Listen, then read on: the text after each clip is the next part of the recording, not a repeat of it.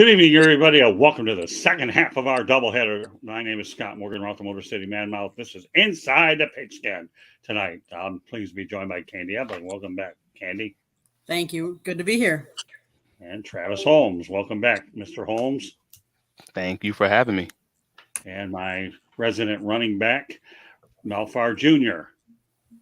How's everybody doing today? We're doing all right. And Will Vogel, my goodness, you find your way on these programs once a week, no matter how we figure it out. We don't plan you, but boy, when you, at least I don't have to answer your questions in the chat room tonight because you get to talk about it. But let me tell you, your contributions in the chat room are mightily appreciated. Trust me, you are the life of the chat room. Well, I guarantee nobody like you. So let me go over an overview of what this show is all about. We're going to talk about Cam Newton. We're going to talk about how the Minnesota Vikings have struggled when it counts the most. And we're going to talk about the Dallas Cowboys and some of the key pieces that they've added. And I have a Tom Brady nugget as well as a couple of other interesting NFL facts. With that said, okay, I'm going to take it around the horn, and we're going to start off right to left here. So we'll lead off with Mel Farr. Will there be a Cam Newton sighting in the NFL this year? My sources say that on his pro day last week at Auburn, he did not impress the scouts or teams.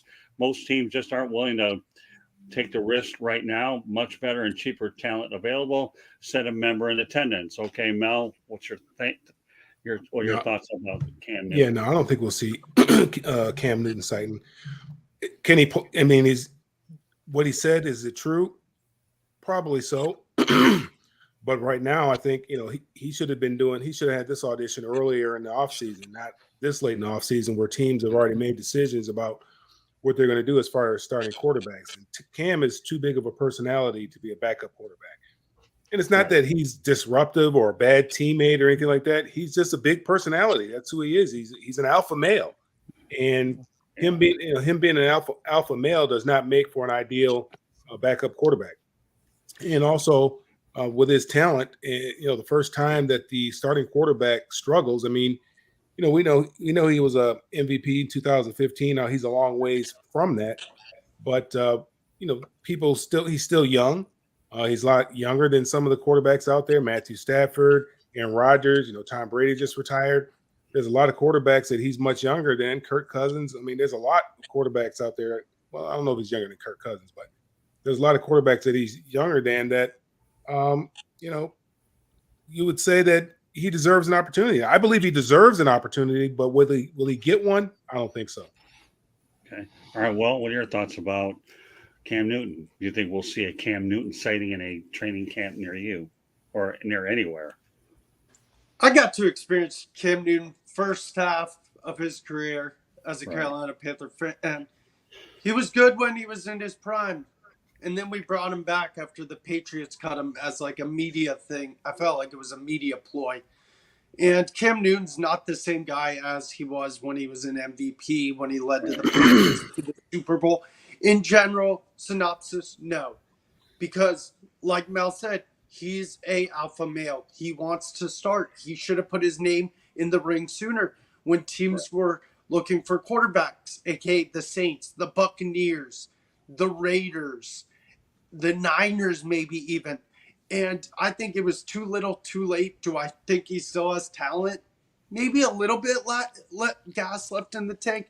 But starter caliber, I'm sorry. I think the NFL owners and coaches have already chose their free agent quarterbacks, which we've already seen, and teams who are going into the draft looking for a quarterback, a la the Panthers, the Colts, the Texans. So Cam Newton, too little, too late. No, you will not get an NFL contract near you. Good point, too, Will. I want to mention something while you mentioned that, okay? I think the one prime example that I should mention is Baker Mayfield. Had he have started the process earlier, I think maybe Tampa might have been a good landing spot for him. But considering he waited, and that kind of backs up your point, Will, as well as Mel, had he have started earlier, maybe he might have had an opportunity to go to the Buccaneers. But, Baker Mayfield's there on a very low-risk deal. So I wanted to throw Baker's hat into the ring. And with that said, I'm going to turn over to Travis Holmes to give me your take on Cam Newton. Yeah, I think we're probably going to be unanimous on this one, and thinking that Cam's likely, or he's very unlikely, I should say, to secure a starting role situation. Right. And to Mel's point earlier, his personality, his presence is just a much bigger presence that you normally don't like what you normally expect of or want from your backup quarterback, Yeah. a la the Tim Tebow situation, even. And I know that's an extreme example, but even when you bring in Tim Tebow in as a backup quarterback or a tight end or whatever else, Right. that sound is always going to be in the background for your fan base, and that's the last thing you want for someone who is just potentially just a camp body, just a camp arm. And simply because of that, that's going to make it a very difficult scenario for anyone, unless maybe someone loses a quarterback training camp or something along those lines, and they're just looking for a veteran guy to hold the clipboard or just to give them the illusion of some sort of I don't know, consistency or veteran leadership or something along those lines, maybe. But outside of a situation like that, something that happens after the draft where a team just they have an open spot and they just need to get a guy in quick and something right maybe a week before the season, 2 weeks before the season, something along those lines. I can't really see how anyone would be comfortable biting that bullet. And it would have to be someone with a specific type of offense, maybe already have a running quarterback, so they're not changing the whole offense over. Baltimore Ravens or San Francisco, something along those lines. I don't know. Yeah, but I like your example on Tim Tebow, though. I can tell you that right now. I really, really do. I mean, let's face the reality. When they brought him in to the New York Jets, okay, and good that Rick Curdy, who was on our last show, can't he read his comment? But I like your example about Tim Tebow because when they brought him in as a tight end, to me that was a publicity stunt. But I think the thing is when he went over to the Jets, where I think he should have went with the Jaguars back then, not later on in the game under Meyer, that would have been the thing. But Rex Ryan could sell he could sell vacuum cleaners for all I care because he sold Tim Tebow on a bill of goods to become a wildcat quarterback is what he did. So, hey, you know what? If I need a salesman, Rex Ryan's my guy. Okay. Hey, my dad and brother, if you were looking for a Windows salesman many years ago, Rex Ryan would have been the guy. We can call him the glass man, but with all due respect, no, I think you're right. I think Tim Tebow's a great example. You don't want your backup guy making more noise than your primary guy because who's the one who's going to be answering at those press conferences and all the listening back and forth. Go ahead, but you know what? Go ahead and Candy read Rick Curdy's comments first. Cam is a has-been. He's a backup quarterback, and he's massive delusional ego. Can't face it. He should go to the XFL or the USFL to get noticed. That's Rick for you. That's Rick, always positive. Yeah, he's harsh. He's half right, but mostly right. Just whew. Well, that's that has been part. That stings. That stings. I never was. Well, that's why we call him Mr. I wish he'd tell us how he really felt. Yeah, that's why we call him Mr. Opinion, Mel, as you well know for all this time. All right, Candy, you got the last word on Mr. Cam, no relation to Fig Newton cookies. So Cam went out there and threw 30 passes, 30, with no defense. Can he still throw? Sure, he's got an arm, but does that mean he's NFL ready to start in the league and compete with all these young and other quarterbacks? No. Unless, like you said, you guys make some really good points. He should have done it earlier before a lot of teams settled in. Yes, maybe will he get picked up by somebody that if there's injuries that he might be better than some of the backups that you already have on a team? Maybe.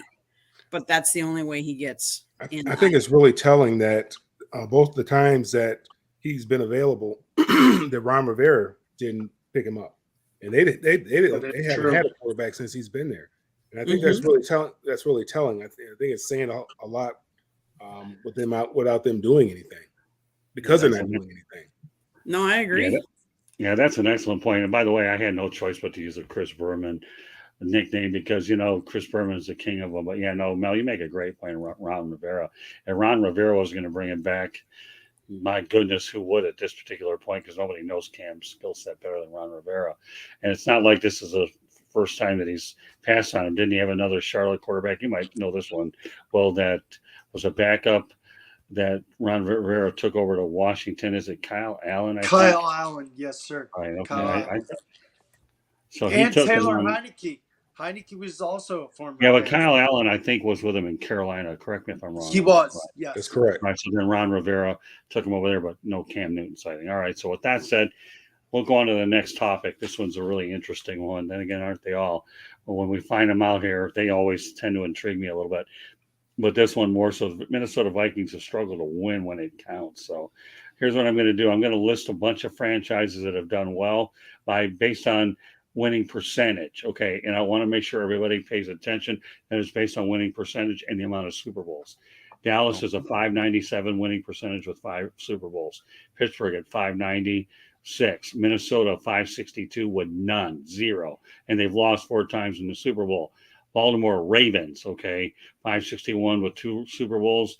We know New England 561. Yeah, same area code in Palm Beach County, but 561 nonetheless. It's 6. Couldn't help Palm Beach County reference. Green Bay 553, 4 titles. Miami Dolphins even have 2 at 552, even though they happened in the 70s. San Francisco 548 with 5 Super Bowl titles. Denver 546 with 3 titles. Kansas City Chiefs 546 with 3. The Las Vegas Raiders 532 with 3. The Colts, Indianapolis, and Baltimore 519 with 2, and LA Rams with 2. So with that said, okay, Mel. What's the LA Rams winning percentage? 518. So there you go. That's where they're all over 500. Any take on this stat about why the Vikings, and you know what, I didn't mention the Buffalo Bills being over 4 in the Super Bowl, but again, they don't factor into the 500 club here, so that's why I didn't bring them up. But now, what's your take on the Minnesota Vikings not winning when it matters the most? Well, you brought up Buffalo. I mean, it's who you play against in the other conference, and I think at that time the Steelers were doing what they're doing their thing, and I can't remember, but I think they might have played the Raiders one time too. I'm not sure. Right. So it just depends. And the Raiders were playing very good, and they had to get over the Steelers in order to get there. So it just has to do with who you're playing in the other conference. Unfortunately for Buffalo, they had to meet Dallas, San Francisco. I'm sure. I mean, there were some teams that were playing very, very well in the NFC when Buffalo had their run. So it's unfortunate, and it's been a long time since they've been to the Super Bowl. I believe all those Super Bowls were in the 70s with Bud Grant. God rest his soul. He just passed not too long ago. But he was a heck of a coach. He was a heck of an athlete as well. But he was a very, very, very good coach. But it's just it just has a lot to do with who they met in the championship game. Good point. All right. Well, what's your thought about that? It's very unfortunate. Those guys you listed above Minnesota has a lot of Hall of Famers, but Minnesota's had some great players. It's just been unfortunate. Look at the team from 98 or 99 that won 15-1. They lost to the Falcons in the, I think, NFC Championship or one of the playoff games. And it was Randy Moss's, I think, either first or second, one of his first few years in Minnesota. And then you got Fran Tarkenton, you got Paul Krause, you got the Purple People Eaters, you got Ahmad Rashad. Like, they've had good teams in the past. They've just ran into tougher teams. They've ran into the Steelers, the Raiders. They just ran into dynasties. And if you can't stop a runaway train, what makes you think you can stop a runaway dynasty? Not the Vikings, unfortunately, because it's just their kryptonite. Yeah, I love the Fran Tarkenton reference. For a guy your age to be able to come up with Fran Tarkenton. Who was the other name that you mentioned? Paul Krause. That's right, Paul Krause. There was a lot of them. Yeah, no, I know. I know that at that time, Chuck Foreman, I believe, was the running back, wasn't he? No. Oh yeah, number 44. Yeah, so master of the spin move. Well, yeah, no, he was a heck of a running back. He does. So good points. Well, all right. So what's your take on the Minnesota Vikings' lack of efficiency when it matters, Mr. Holmes?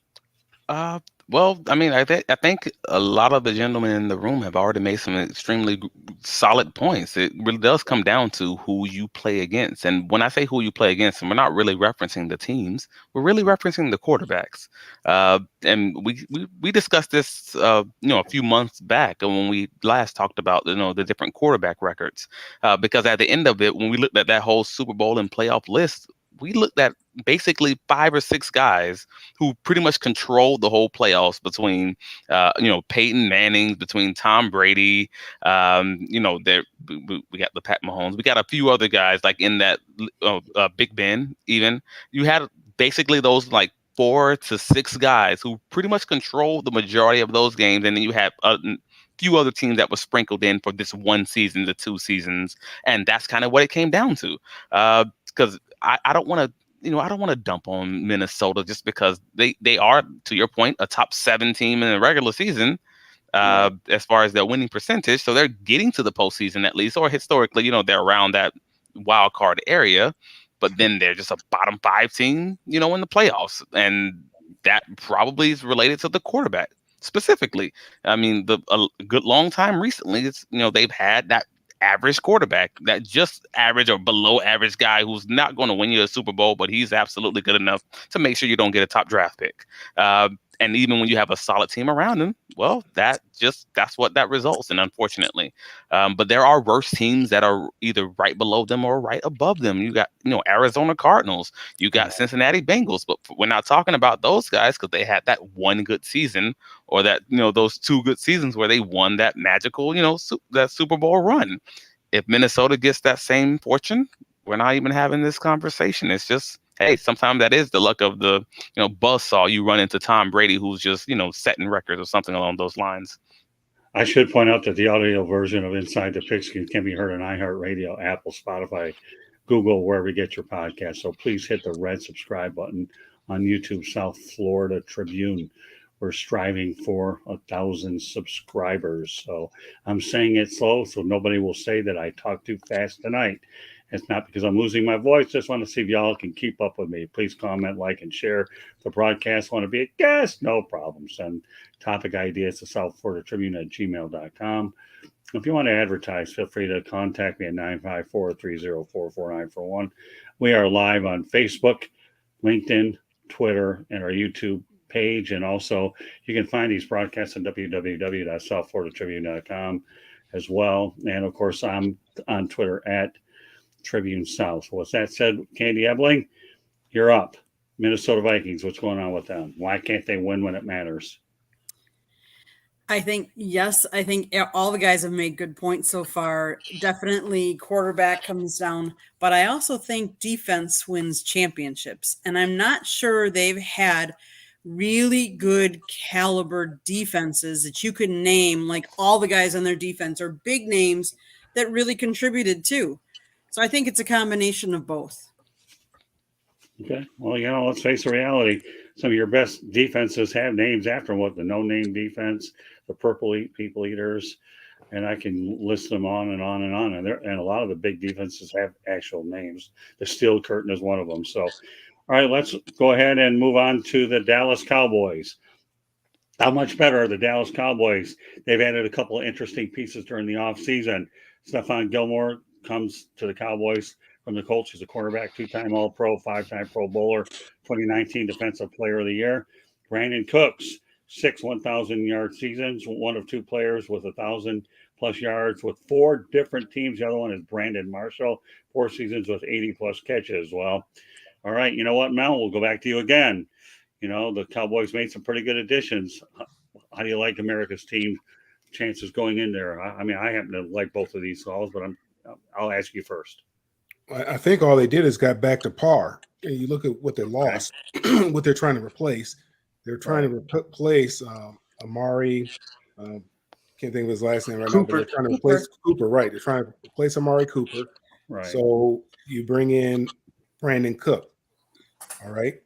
Is he Amari Cooper? I mean, he's been successful in the league. He's had some 1,000-yard seasons, but he's also been hurt as of late.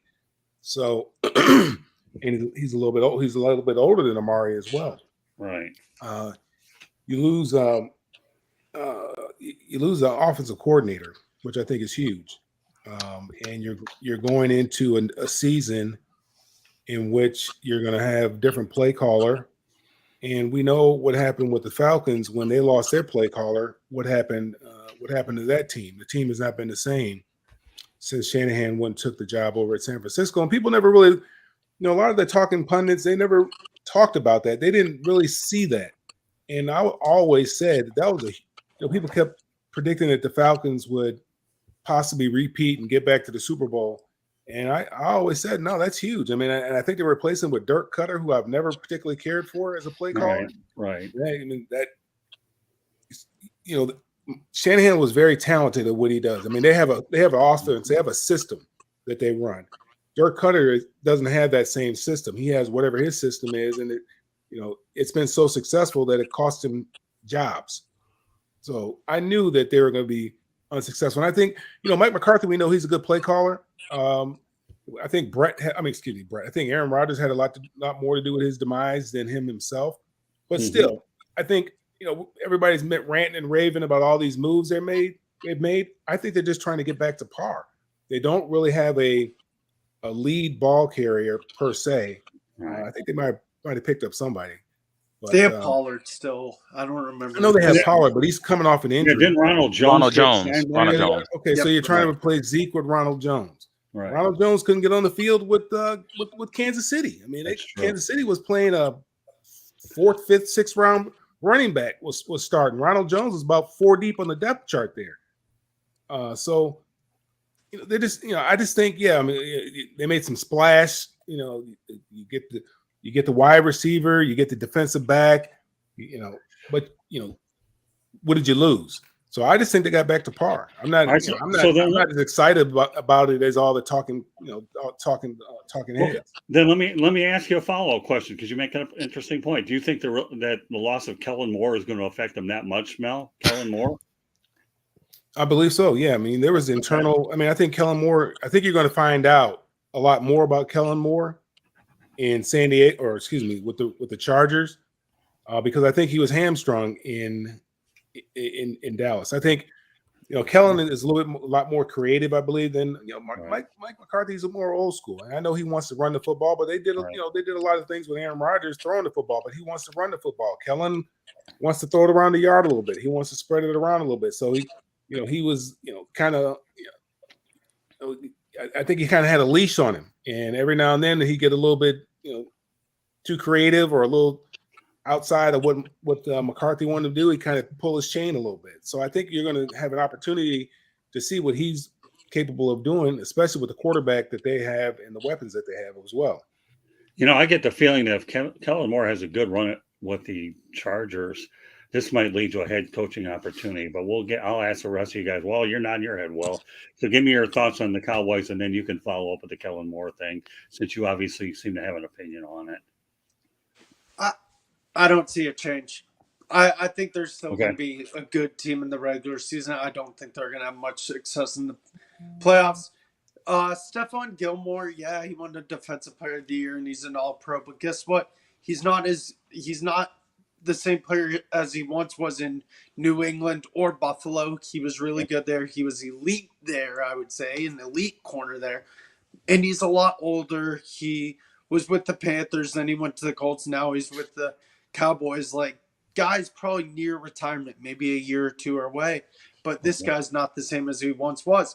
As for Brandon Cooks, he's great, but like the best ability is availability. And he's great with these 1,000-yard seasons, but you need to stay on the field and have consistency. Okay. So I think the Cowboys are staying put. Like, I don't think they did great moves. I don't think they did terrible moves. I think they're in the middle. I think they didn't shift either way. As for Kellen Moore, I agree.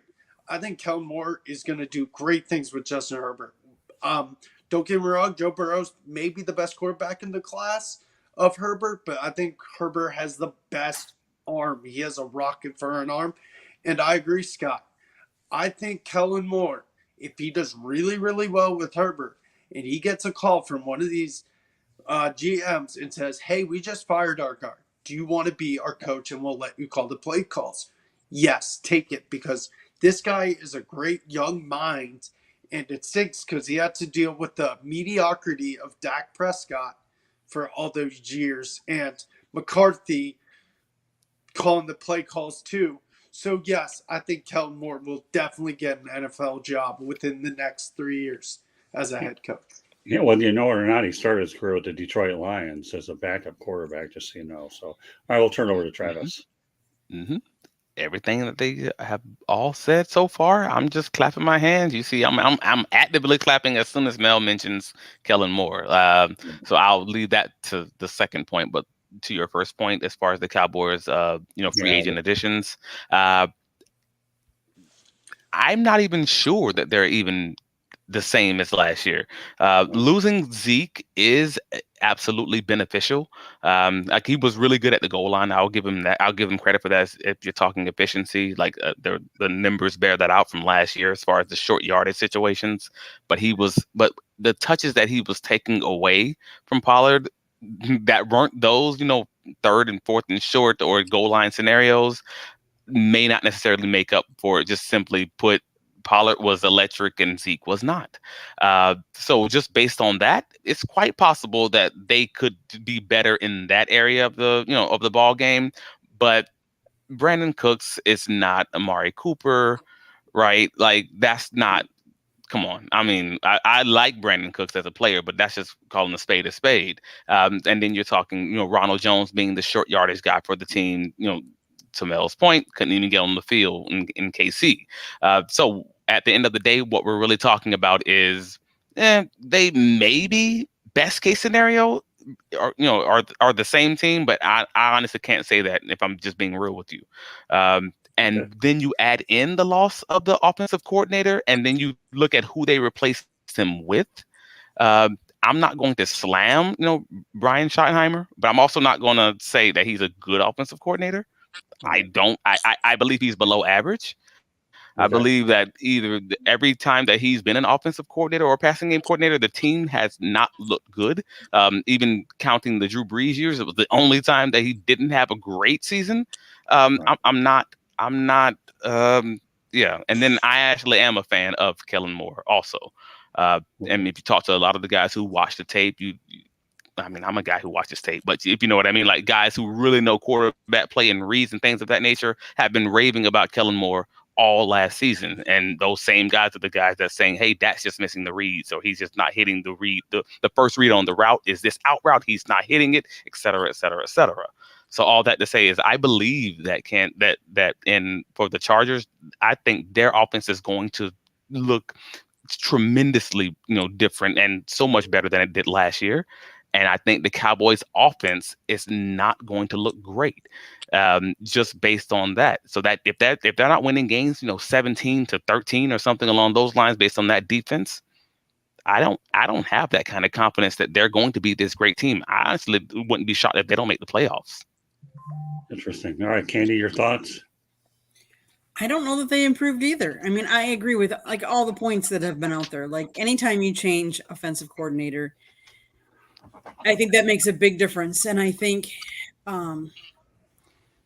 yes, losing Zeke, they needed to do that. They needed to get some salary cap space back in there, but they lost some other people.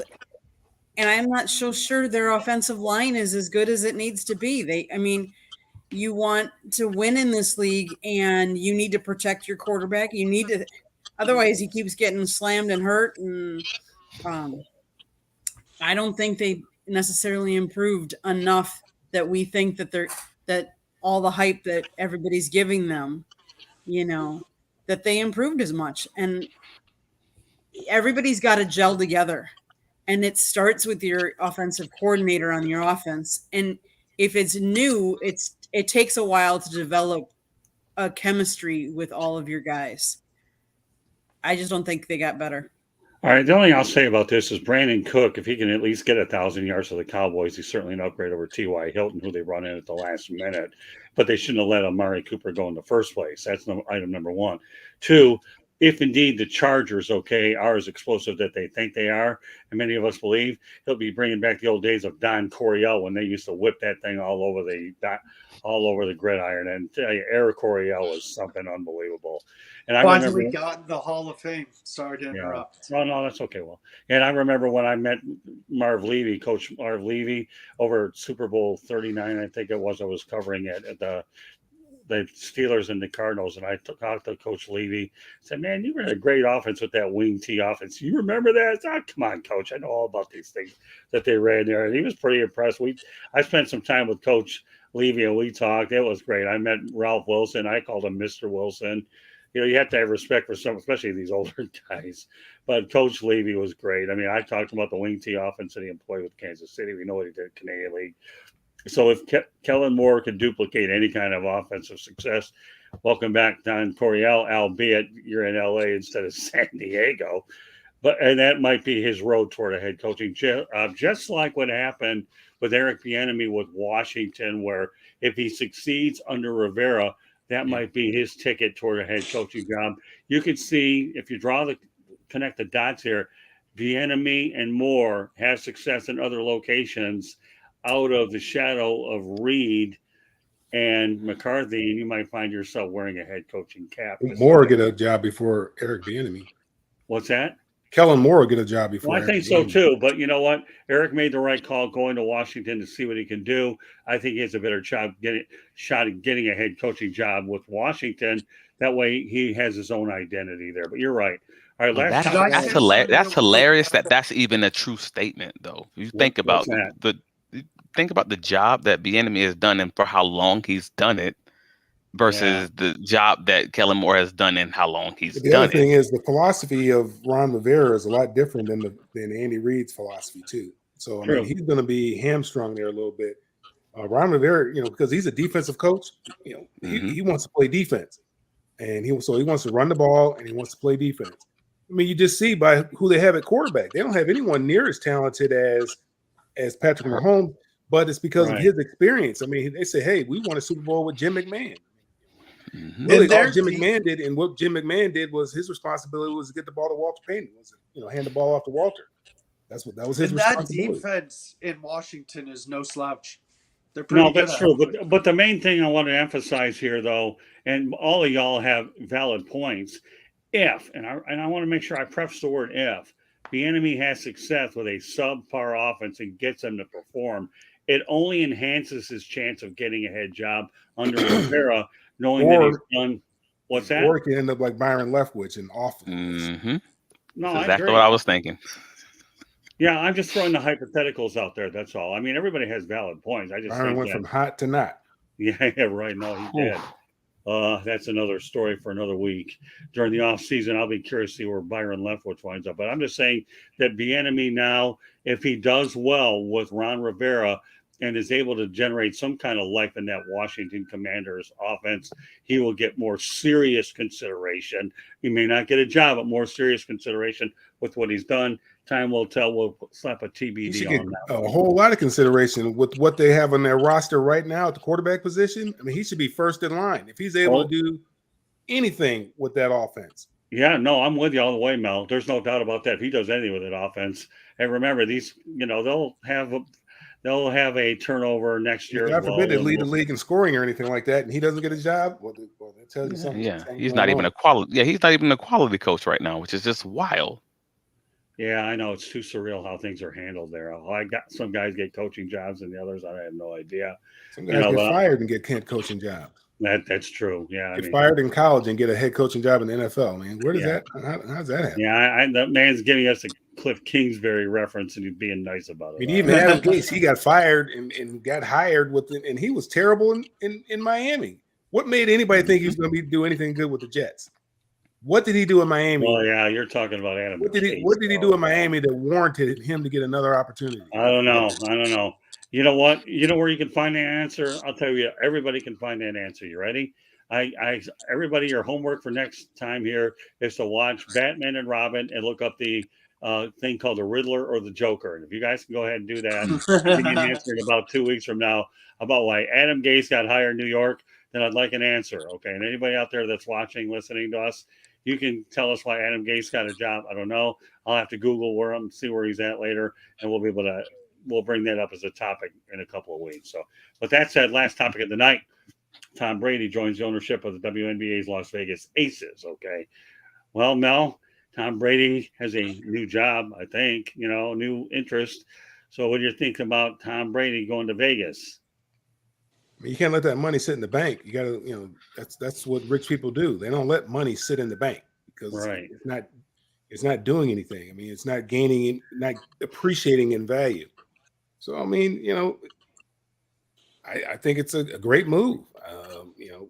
Something for him to do. This, that's the level that he should be looking at. And he's got a lot of relationships, obviously, that he's been able to cultivate over the last number of years, high level relationships.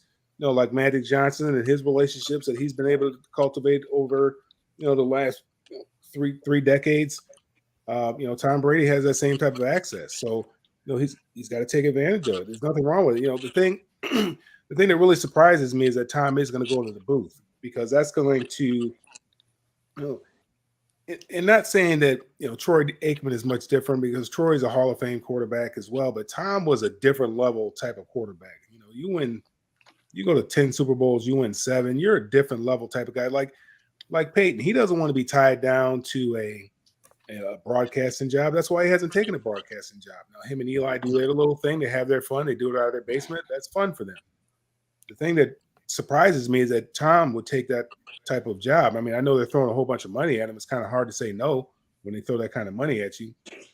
But I think the last thing he would want to do is be confined to a structure, because that's what he's been in structure for the last 30 years dealing with football. It's always, now is the time for Tom to be Tom. I mean, I see he's down there in the Bahamas with his boys playing beach football. That's what he should be doing, trying to figure out a way to, spend all that money he has made. That's what he should try to do for the rest of his life. Try to see if he can spend it all, or if he can outlive it, or spend it all. What do you think, Will? I think it's awesome. I'm pretty sure he has a friendship with Kelsey Plum, who's the point guard of the Aces, and it's really good because it's good to put your money somewhere. I know Patrick Mahomes, I think, has a stake in the NWSL team and the Kansas City Royals. Right. So athletes are putting their money in wise things, and the WNBA is a good product. The Aces are the past champion of last year. They're probably going to be fighting for another championship this year, so it'll look like a really good investment for Brady. And also, you know what? Who knows? And I'm quoting you, Scott. You know what Tom Brady could do in a few years? This could bring the MLB to Vegas. This could bring an NBA team to Vegas. Who knows? And you also said this last night, and I said, yes, I'm going to say this next time I talk to Scott if I'm on the shows. This could be a stepping stone for him to go to the Raiders and be in their management or something like that, because you know who you're working with with the Aces? Mr. Davis. And you know what Mr. Davis also owns? The Raiders. And guess what? Guess who pursued you before you retired? The Raiders. So I wouldn't be surprised down the line if Mr. Davis calls Brady and says, hey, this gig with the networks and broadcasting, that's all fine and dandy. How about you come sit next to me and we'll make a championship caliber football team where you can help work with me. Well, remind me when I see you in Charlotte to take a star and stick it on top of your forehead, because that was what I was going to say. But at least I know you were actively in the chat yesterday, so I don't have it. So I know what I don't have a problem with you saying that, because I know your comprehension level is awfully good. So I'm not going to even comment on the subject because you did it for me. So I'm going to move it over to Travis and Candy, and then we're going to go to party shots. You know what, Will? I got to give you credit, my friend. You've come a long way in the last couple of months. That's why you find ways to get on the air, especially when you're processing my lines and transferring them to the next night. I don't know how I remember. Hey, Vogel, there might actually be hope for you in the broadcasting business after all. Stick around me, kid. All right, that's all I can say. All right, Travis, I won't get laryngitis because of Vogel. All right, go ahead, Travis, before I say anything else. Go on. Well, yeah, I mean, everybody's again. I love being in a room full of intelligent people who are thinking outside the box. So a lot of the points that have been made are, well thought out, well rounded, well founded. And at the end of the day, Tom needs something to do with that money. He needs something to do with that time. And I can't even say a lot of basketball players had ownership rights to different teams, whether it's hockey, whether it's NASCAR, different sports, things of that nature. That's been going on for decades. But now it seems that NFL players are finally starting to get on that same, get on that same boat. With Pat Mahomes, I believe Ward Dunn had ownership when I was coming up, and in some minor league team also. And now we have Tom, retiring, having ownership stake in the WNBA. The WNBA is an interesting one simply because most people who ever hear about the WNBA always think they don't make money, right? Like that's always the thought that immediately comes to mind, is because they don't generally make money. They're subsidized by the NBA. However, the team values, I mean, that's inflation. I mean, that's always going up, right? But there are 12 teams. They were valued at over $1 billion, during the pandemic. They're even discussing adding one or two more teams that's only going to go up. So it can't be a bad investment from that perspective.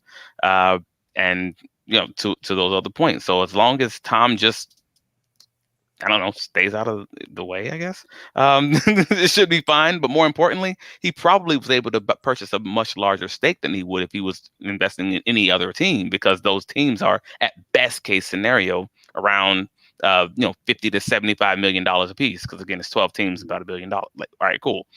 Then you can probably have a pretty significant ownership stake at least in that, because you're buying something that's valued for a little bit less than an NFL franchise or something like that. So, hey, good job spending your money on something. Hopefully you actually like women's basketball, or otherwise it's just another toy to play with. But hey, good job, Tom. Yeah, well, go ahead, Candy. I have a few things to say, but not to the magnitude of Vogel. But go ahead. Tom Brady is considered to be the greatest quarterback of all time, but he's the first to admit that he wasn't even the best athlete in his family while growing up in California. Truth be told, the 7-time Super Bowl champion probably was fourth in terms of athletic ability in the Brady household. The three best, that would be his athletically accomplished sisters, who often outshined his brother. So, with that being said, his upbringing around the three highly competitive and athletic sisters created a lifelong love and appreciation for women's sports. So when he attended a Aces game in May, he was immediately enamored. He loved the fans. He loved the passion and the excitement that the fans had for the game. And he decided, I'm worth $333 million. I can't put that all in a bank because I'm only insured up to 250. So let's figure out where else I can put my money to make some more money. 250,000 now, not 250,000. Right. You're correct. So you got to put it someplace else. Where are you going to put it? You might as well put it in something you want, like, enjoy, and can gain. It's going to get you a nice return on investment. Exactly. Yeah. Yeah, the Las Vegas Aces isn't too bad. Once upon a time, Bill Laimbeer, coach of Detroit Shock, went over to and he, built that Las Vegas Aces team so Becky Hammond could win with it. So more power to him. Now back to what Vogel said. Okay, go ahead. No, I'm shocked. No one out of this group mentioned the fact that this is a recently divorced man that's going to be spending all this time in Vegas. That's going to be great. Like that sounds all kinds of interesting. Watching women's sports and right. I like the 333 million. I like the 333 million because, as Candy will know, threes are wild with me, man. 33 is my lucky number, and who was it that they offered free services at one of them bunny ranches, at one of them ranches, if they came out to Las Vegas? No, I was reading an article about it. If somebody wasn't the basketball player, I don't know. Can't remember. I don't know.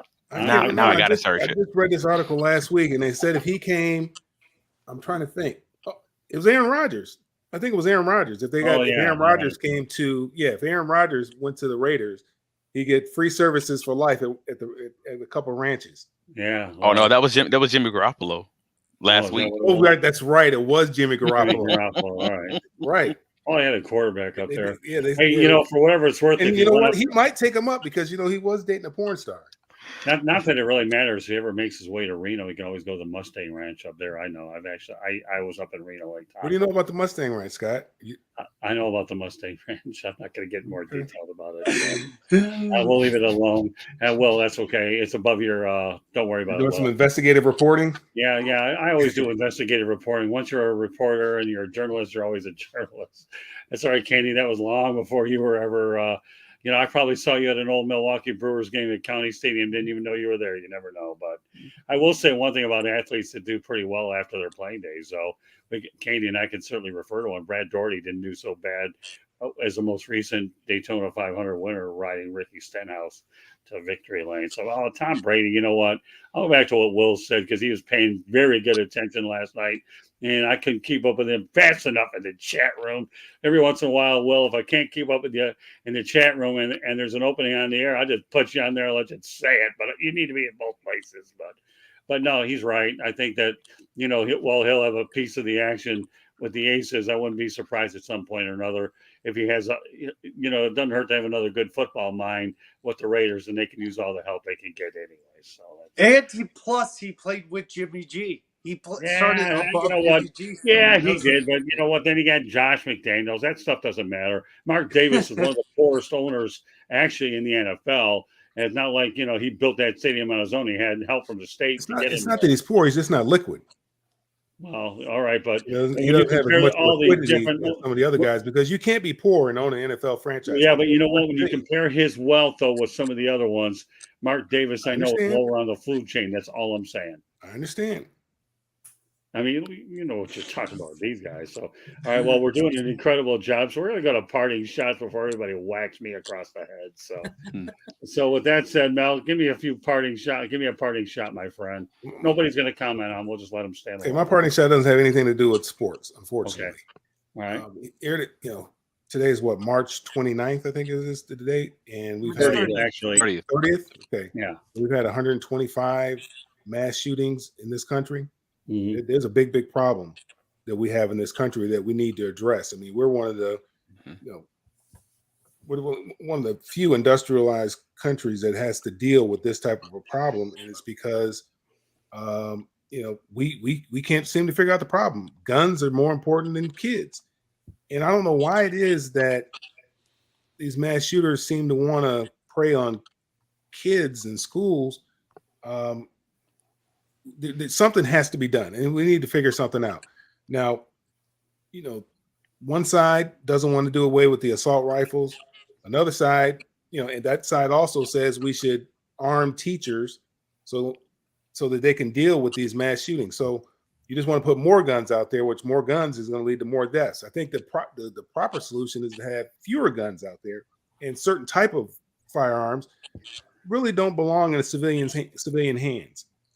The AR rifles don't belong in a civilian hand. In civilians' hands, there is no purpose for them other than to critically wound people. That's what they're designed to do. Nobody hunts with those types of firearm.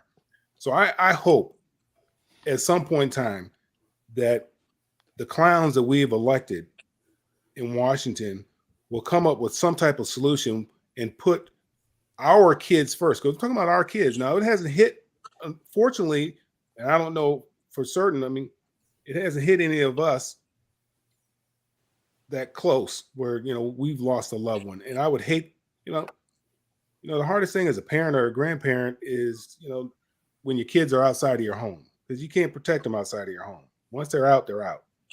And all you can do is pray for them. Worrying about them is not going to do any good. You just have to pray for them. So I pray that, we are able to come up with some type of solution so that we can start putting our kids first and start saving our kids, and so that other parents don't have to go through the pain of burying their child, because the parents should never have to bury their child.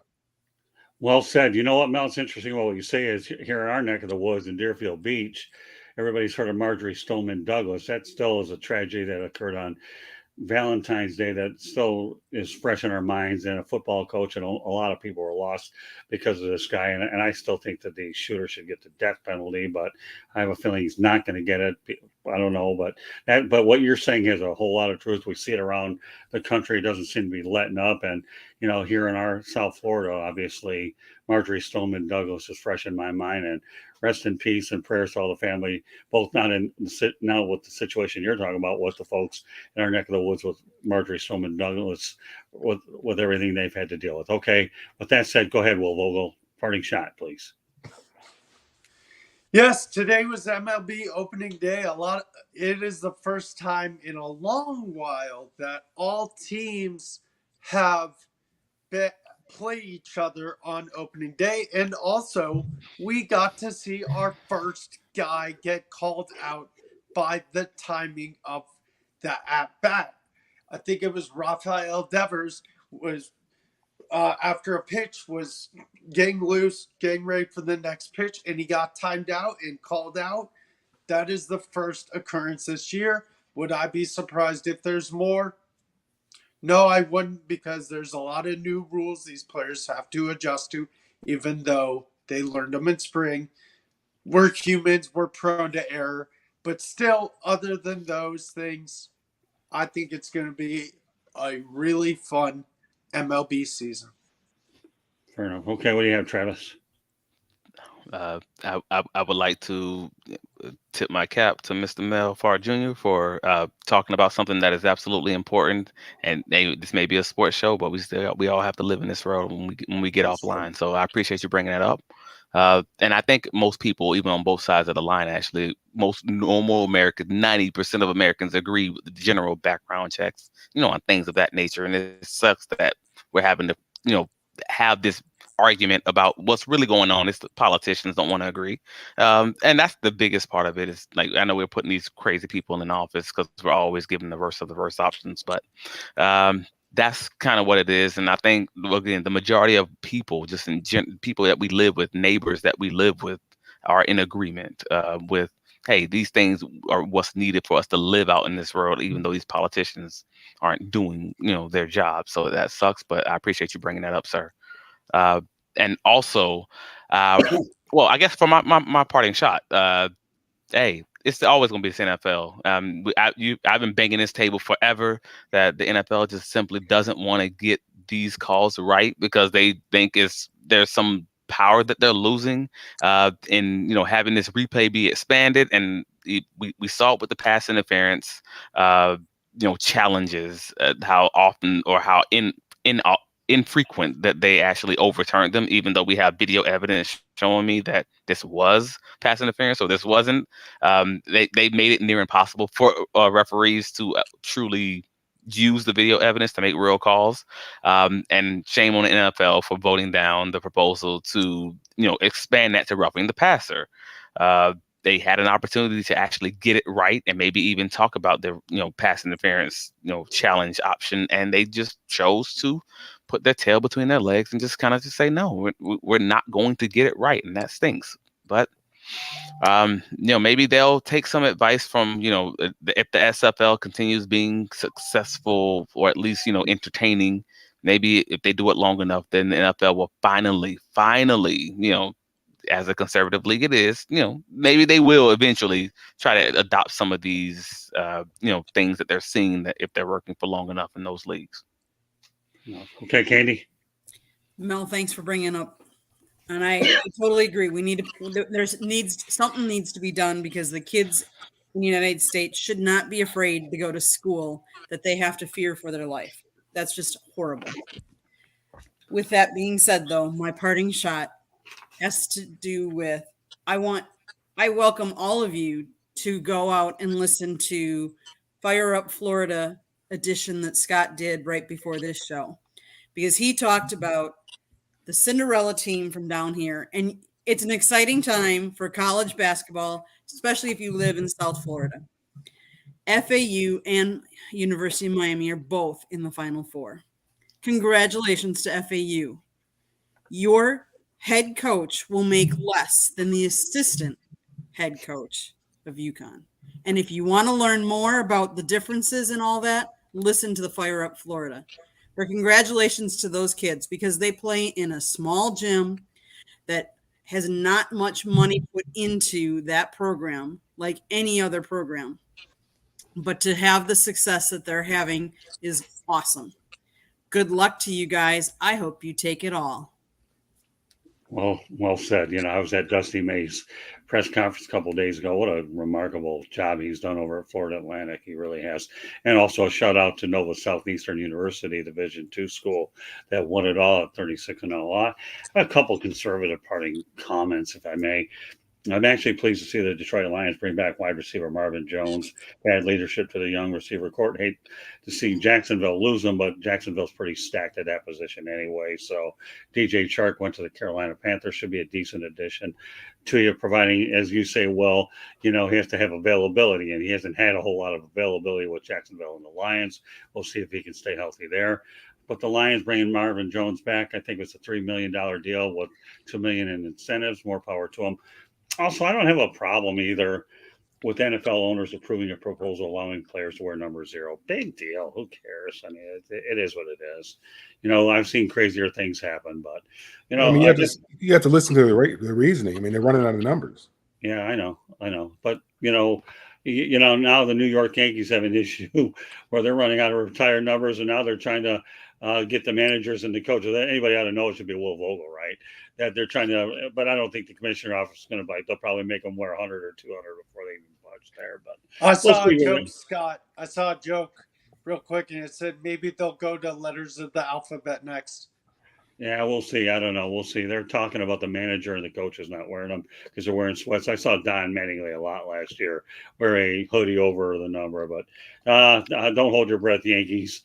Okay, you either better slow down retiring the numbers, or you know what? There's enough numbers to 1,000 that they'll just stick 150 on you for all we know. Who cares? But it doesn't matter. But I can tell you what, my parting shot, and there is no such thing here. It's for every one of you ones on this crew here tonight did a really good job with what we had to do with, and I enjoy working with classy people that really provide not only their expertise but their timely positive commentary about what we're trying to accomplish, and that's entertain and inform. So I'm proud of everyone, and I always enjoy having the crew that we put on here. So with that said, Candy, take her home. So if you enjoyed this episode, that little red button in the lower right corner, hit it, subscribe, share it, like it, tell all your friends, and go and look at our YouTube channel. See what else you might like.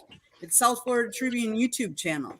If you like the audio version of this broadcast, you can hear it on iHeartRadio, Apple, Spotify, Google, or wherever you get your podcast. If you want to send us ideas, if you want to pop in on a show, email us some topic ideas, and you never know, you might be the next guest on one of these shows. Email us at southfloridatribune@gmail.com. If you would like to go to our website, check out some of Scott's writing, www.southfloridatribune.com. I've actually have pictures up there. All of our broadcasts are there. I would say you can see Scott on Twitter at Tribune South. If you want to advertise or sponsor a show, call Scott at 954-304-4941. We broadcast these live on Facebook, LinkedIn, Twitter, and YouTube. Back to you, Scott. Thank you, Candy. Well done. All right. Well, it's an opportunity where everybody let everybody know how you get a hold of yourself. With that said, Travis, you can lead off, please. You can find me on Facebook, Travis Holmes. You can find me on Twitter, Trav Likes Bacon. Don't ask. It's a long story, but short version is I'm crazy. We're getting to that draft season, so you can catch me here every 2 weeks in the off season, and every week during the season, as long as they'll have me. And I am your neighborhood Jacksonville Jaguars correspondent. Appreciate you having me. Well, you know what, Travis, you're on the website, so you stay as long as you want to. I should point out there might be a programming note that you guys should be aware of, though. We may not be doing a Thursday show the night of the draft. We might be doing it on Tuesday night instead as part of a doubleheader. So that's something I'm contemplating. And that's my brother's birthday. I don't know if he'll be here in Michigan, but I'll probably want to watch the draft, and I don't want to compete against the draft anyway. So it's pretty hard to do that. All right. Well, you know what? Just give everybody an overview of where you are. Okay. Because I know you're involved in a lot. 2 shows of which I'm involved. Go ahead, Will. Let's just say I'm on Basket Bros here and on Smoking Jeremy B's NFL Round Table. You do a great job with us while you contribute in the chat room. Proud of you. Come a long way, kid. All right, Mel. Let's say that your Basket Bros is on Sideline Sports so that Correct. people know where to find it. It holds it every Sunday night, I believe 7:30, right, Will? Yes, sir. Right, and I'm on, Basket Bros along with pundit, good stuff over there. All right, well, Mel, go ahead. Find me on Facebook, Instagram, LinkedIn, Twitter at Melfar Jr. Find out what we have going on for the youth here in Georgia and also up in Michigan at melfar.org. All right, Ken, do you want to give our info, or are you pretty much all set with what we? I think I did. All right. Well, with that said, this concludes this edition of Inside the Pigskin. Glad you could join us tonight. We'll see you in about 2 weeks or so. And meanwhile, on behalf of Candy Abilene, Travis Holmes, Will Vogel, Mel Farr, thank you very much for joining us. We are out.